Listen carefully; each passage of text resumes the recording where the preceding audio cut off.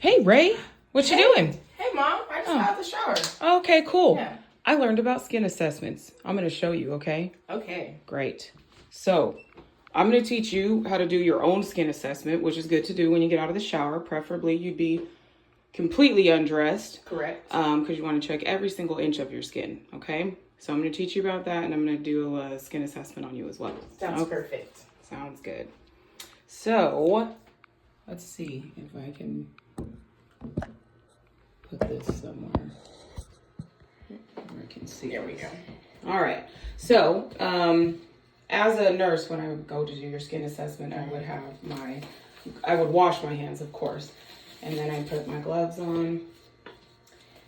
I've got my pin light handy, which also has a measuring tool on it, so I can measure any lesions that I think need to be measured. Perfect. So I can document them appropriately in the chart. Very responsible here. Okay, and I'm going to teach you about how to do, like I said, how to do your own skin assessment, and then of course when the fog is gone from the window, the mirror here, that's when you'll want to do it, or you want to see if you can get into a full-length mirror because you want to check the whole front of your legs all the way down to your feet. This is like head to toe, everything. Gotcha. Okay? All right.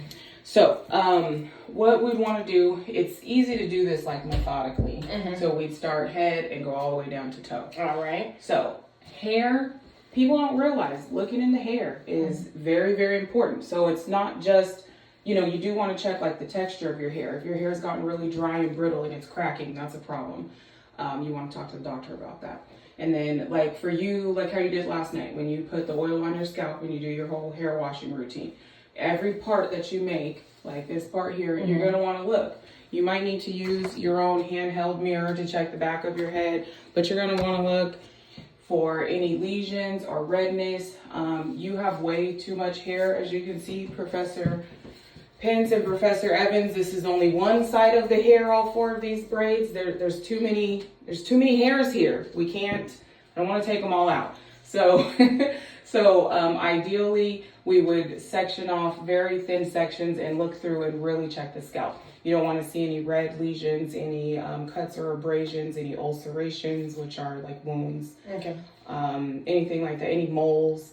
And speaking about moles, I'm going to teach you about looking for ones that are potentially cancerous, which are called malignant melanomas. Right. So there is an acronym that you can easily use to help you know what to look for, and it's called A, B, C, D, E, F. Okay. A is for asymmetry. So moles that are circular, kind of oval looking, those are generally normal. But when the borders of it are abnormally shaped, that is potentially malignant. It needs to be reported right away. I'm sorry, that was borders. Asymmetry kind of goes along with borders, I guess, because, it should be like even on both sides. Gotcha. So if it's not even on both sides, that is asymmetry, not normal, which would give you an irregular border. Okay, so now moving on to C. C is circumference. So, no, it's not. It's color irregularity. Okay. But just keep going, I think. Yeah, because I think I can edit it. So, and C is color variation. So, generally, you want your moles to look like, kind of like the same color all throughout. Mine are pretty small, but they're still just brown little circles. Totally fine. If you see tan, light brown, dark brown, blackish color, that's not normal. Let your doctor know. And then D is diameter. So, about 6 centimeters is what you want to see. 6 millimeters, 6 centimeters would be a lot because this is only 5, so it would be humongous. If you got something like that going on, you waited too long, you're gonna need to go in right away. So 6 millimeters, which is about the size of a pencil eraser. So while they can be smaller than that, malignant melanomas can be smaller, they're generally that size or larger when we start to get concerned about them. So diameter. So E is evolution or elevation. So generally your moles should be flat. They shouldn't be elevated. You don't want them to be bumpy. And then you don't want them to change a lot. So if you notice you have a mole, you're like, okay, I got this little mole right here. Has it changed, recently over the last week or two, because you're going to be doing your skin assessment, just like I'm going to teach you, right? All right. If you're paying attention to them, say, I know I got this mole right here. It looks okay right now, but, in next month, it's now got irregular border, asymmetry, different coloration, or it's elevated. That's what you want to pay attention to. And then F is just funny looking. Funny looking. Yeah. If it looks funny, go ask about it. It's always better to check and have nothing than to not check, okay? So those are your A, B, C, D, E, and F of skin assessment. Now, luckily, you have a nice, even tan skin color, which a lot of people wish to have, so you don't go to tanning beds and sit out in the sun. Yeah. Yeah, that's not good for you. We all know that the sun can cause cancer. When you are out in the sun, because I know you do a lot of outdoor activities, you want to make sure you're wearing sunscreen, 30 SPF or higher. And you also want to make sure that you are reapplying your sunscreen throughout the day. That's the key, right? That's the kicker. That's the kicker. That's what does it for some Yeah, folks. that's right. I'm telling you. See, but I taught you right. You did. You did. Okay. So, but if any of your friends, they're doing even indoor tanning beds, they're not a good idea. They are direct exposure to UV light and can be cancer causing. So keep that in mind too. You want to educate your friends too. I try. Yeah. Thank you. So, again, report any questionable or abnormal lesions that you may find on your body, okay? Yeah, Captain. All right, so we talked about going through the hair, part the hair, and you want to look through. And just like you've got your 4 parts here, we'll look through and make sure that the skin color looks nice and normal. I don't see any redness. I don't see any bugs crawling, which is fantabulous. Isn't it? It's always really a plus. It's another reason why we wear gloves doing this thing here. Yeah. All right, so we're going to look at the face too. So when you're in the mirror staring at yourself, you're going to do the front side of your body first. You're going to start at your face. So look at all the skin on your face. Does the skin color look even and normal? Do you have any interruptions in your hair and your eyebrows or your eyelashes? Is there anything that's changed or going on weird there? Because that could be something, in the skin under your eyebrow that's developing and making the eyebrow hair come out or something like that. So yours look pretty normal to me. I don't see any lesions, any redness. I don't see swelling. And you do have, a little bit of blackheads and acne, which is pretty normal for your age group. We're going to look at your ears. So we want to check and make sure the shape of your ear is nice and normal. It's, again, consistent in color, no lesions going on. You don't have drainage coming out of your ear. That's great. You're going to check under your chin. So you want to take a look at the skin here. It looks nice and normal. And then moving right down to your neck and your upper chest area. This is the area where we check for what we call skin turgor. So when I pinch your skin like this and it comes up, it flattens right back down. That means your skin is well hydrated. You're young, so you still have a nice thick epidermis layer. When you get older, that changes. The fat deposits are minimal, and you might find it doing some tinting. You're not doing any tinting. You've got nice, well hydrated skin. What I do notice here is that you've got a skin tag on your neck. This is totally normal. It's something that happens. I have them as well. And this is considered a mole over here, correct? Yes, because it's flat, it's even in color, it's pretty consistent on the edges, and it seems like it's a normal mole that you don't need to be concerned about. And it's also small, so like we talked about with your ABCDs. Okay, so you would also want to check your breast area, make sure that there's no lesions there and no drainage from your nipples, no new bumps or sores or itching, redness, edema, which is swelling. You don't want to see any of that, okay? And then right in your torso here, you've got nice even skin coloration, beautiful skin color. I don't see any lesions, or abnormal moles or anything like that. You're also going to want to check your private area. So just like we did with the hair on your head, you want to check through the hair that's there. Make sure that skin looks normal too. You don't have any bumps or lesions there. We're going to look at the front of your thighs, your knees, the front of your legs, all the way down your feet. Now, I don't see any odd discolorations, any moles, any lesions, no ulcerations, rashes, pruritus, erythema, bruising, I don't see any of that on you. So you've been taking good care of yourself. I like it. Okay. Now, the other thing that we would want to check would be your nail beds. So now when you do your skin assessment, you'll look at your skin on the front of your arm here, you know, while you're looking in the mirror, what you can see by looking down. Another area that we could check for turgor is on the top of the hand here. And again, it shows you're well hydrated. When you do your skin assessment, you want to go in between all of your fingers and look in between the fingers. Check the top of your hand. You're going to check the palm of your hand. You've got a little mole there. Totally normal. It's flat, even color, even edges, and it's nice and small. So that seems normal. You don't have any cyanosis or discoloration of your fingertips.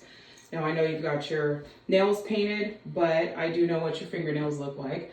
And we don't see any ridges in your nails, any odd discolorations. I mean, you could smash your nail in the door and it might turn purple and fall off. That would be kind of a normal occurrence.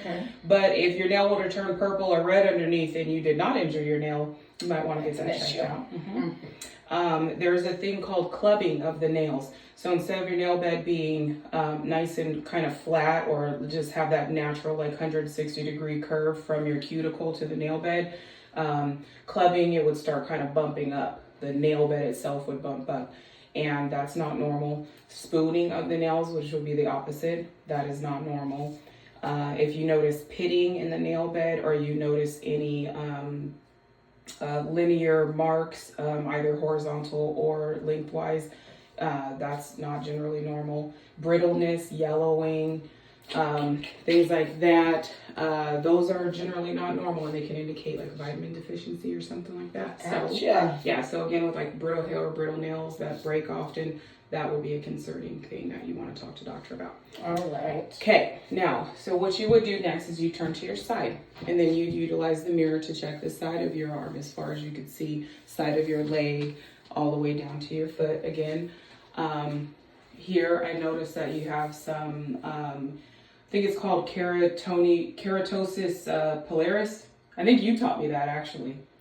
Yes. Yeah, you found that out on your TikTok doctor thing? Yeah. Oh, okay, cool. TikTok WebMD told me. So. Yeah, that's wonderful. Good thing I'm going to be a nurse. You don't need TikTok anymore. TikTok's dead now, so I don't know what you're going to do. Knocking on your door. That's right, and I'll be here for you, don't you worry. Thank you. So you'll check this side of your arm, and again, besides that and maybe some old scarring here from, I believe that's from your dog sitting, right? Yeah. But yeah, the side of your leg, nice and normal, no lesions, no pustules, no erythema, no bruising. I don't see any of that. Now you'd want to check the opposite side, of course. So what's good for one is good for the other. Remember that. Same thing going on here that we saw on that side. I noticed you do have a little tattoo back here. When we get to the back, we'll look at that a little bit more. All right. This side of your leg and your skin looks normal. You've got another little scar here. That's no big deal. And then what you would do is you would turn around and just when you turn, what you can see in the mirror, you want to check. So you can check your buttocks area. Make sure you probably want to spread the cheeks a little bit because there's skin in there. And we're doing a skin assessment. Yeah, that's correct. Yeah, that is so correct. Spread the cheeks. Check the backs of your legs. And this is where the full-length mirror comes in handy. Yeah, yeah, because then you can actually see all the way back here, the backs of your heels.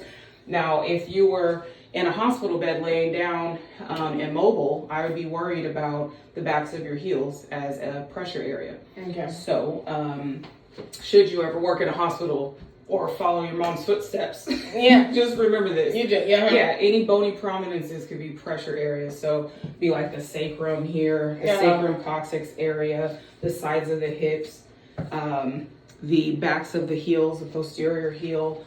Anywhere the elbows, those could be pressure areas, so you just keep an eye out for those. I don't see anything like that going on with you. Now, what you'd want to do is take a mirror to check out your back. So show me you turning around in the mirror, check out the skin on your back, right?